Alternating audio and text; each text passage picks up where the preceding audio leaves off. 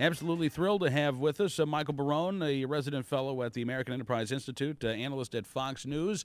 And Michael, good to have you back on the program. It's been a few years. Well, indeed, and a senior political analyst at the Washington Examiner. Absolutely. And a great piece that you've written came out Monday of this week on guns and climate. The elites are out of touch.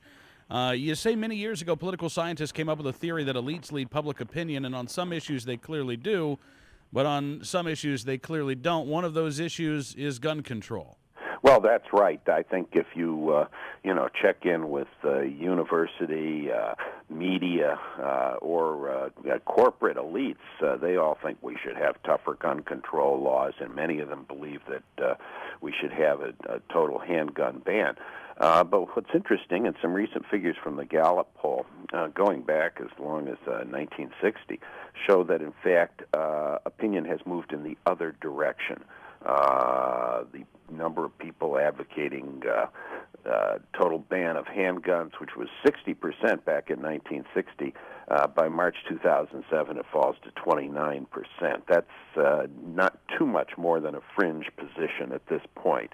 And I think it's an example of how elites have not been able to lead ordinary Americans by the nose on opinion issues. You know, and that is amazing. I mean, when you think about that, 50 years ago, 60% of Americans said, yeah, we should ban all handguns. You're right. That is a fringe position. Now, even the Brady campaign, even the Violence Policy Center can't publicly advocate an outright ban on handguns. They've been forced to change their rhetoric to accept the reality that Americans just don't support that. Well, I think one thing that's happened is that people learn from experience.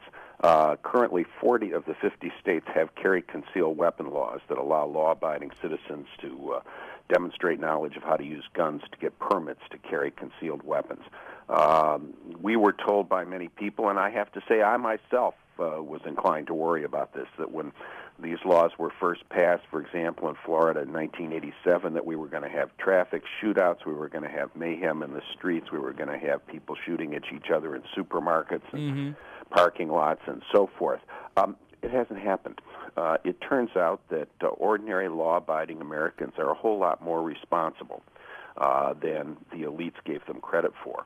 And in fact, what we've seen is that since carry concealed weapons came into use, we've had a vast decline in crime. We've seen that, so-called gun-free zones, like that at Virginia Tech University, don't prevent criminals from bringing guns, but they do prevent people like the brave professor that gave his life from being able to defend himself, either by himself or another student who was a licensed concealed carry weapon holder. So I think, the elites at the national level are, still making a drumbeat for national legislation. But in fact, the experience of people in 40 of the 50 states has shown that we are a safer nation if law-abiding citizens who wish to are allowed to carry guns. And Michael, you said that back when the right to carry revolution was really beginning in the late 80s, that you were concerned about the effects. So what happened? I mean, did your views gradually change over time, or did you have an aha moment where you realized, none of this stuff that they said was going to happen has actually happened? Well, I think my views changed gradually over time as I watched what was happening in carry concealed weapon states. As I knew that gun control advocates would be quick to seize on any incident where a concealed permit holder, went berserk and shot a bunch of people. We never heard of such incidents because they just didn't happen. And at the same time, I saw this revolution in crime control that was begun in New York City and many other places. And I began to think about it. I began to think that the argument that possession of a handgun might make a criminal less likely to commit a crime, to attack and assault a law-abiding citizen, seemed to make a lot of sense.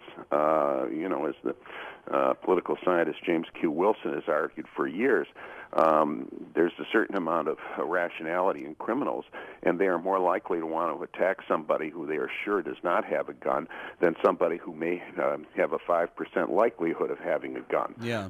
And that argument seemed to make sense, and it seemed to be borne out by very widespread experience. So, I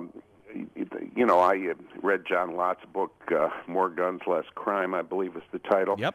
And where he cites some statistical evidence that things were going in this direction, and I noted the absence of evidence that the New York Times or Washington Post would have been happy to publish that went in the other direction. So, Michael, what happens when the elites, when the academics, when the media are so off in terms of following the lead of the American people? I mean, the Washington Post today had an op-ed, promises on the firing line, the president can do more in the push for quote-unquote sensible gun laws. Do they ever let go, or do they just keep getting louder and more shrill? Well, I think in fact they're getting a little less shrill because a lot of their arguments are being undercut. I mean, we've had the Supreme Court decision in the Heller case that the District of Columbia's gun law, which effectively banned possession of working handguns, is unconstitutional. And as you know, in the field of legal scholarship, starting with I think Sanford Levinson's 1989 article, The Inconvenient Second Amendment, where Levinson, a political liberal and a supporter of gun control measures, said, hey, the Second Amendment actually means something, and it stands somewhere between, a ban on citizen possession of nuclear weapons, which I think just about all of us agree that that's within the proper ambit of government, and a total ban on handguns, which the Supreme Court has correctly ruled violates the Second Amendment. So, I think in the back of many of the gun control advocates' minds is this idea we could just have lions lie down with the lambs, peaceful society if we could deprive everybody except law enforcement officials of possession of guns. But it's beginning to dawn on them that that's impossible in practical terms. It's impossible in legal terms since we have this Second Amendment and we haven't had the gun controllers yet make a move to try to repeal it from the Constitution.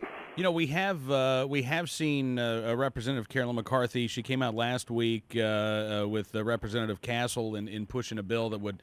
I think there are provisions in there that would make it virtually impossible to operate a gun show in this country. But she has also said that she plans on reinstating reintroducing a quote-unquote assault weapons ban, perhaps as early as this week. In fact, there's a press conference going on today on that. Do you think that this is something that the gun control advocates in Congress are going to continue to try to push this legislative session? Well, Congresswoman McCarthy is kind of a single-issue member. This has been her trademark issue since she was elected to Congress. But the Democratic leadership in both houses, I think, does not want this to come forward and will not come forward because they know that many of their members will not support it. The assault weapons ban expired in 2004. To use T.S. Eliot's perhaps inappropriate phrase, not with a bang but a whimper.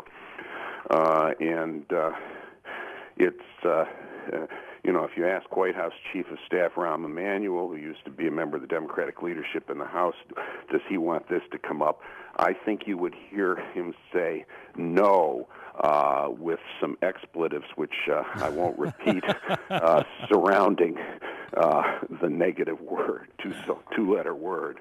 All right. Well, Michael, as always, sir, thank you for coming on the program. It's great talking to you again, and look forward to doing it again soon. Okay, good to be with you. Michael Barone joining us again, Fox News analyst, resident scholar at American Enterprise Institute, syndicated columnist on townhall.com.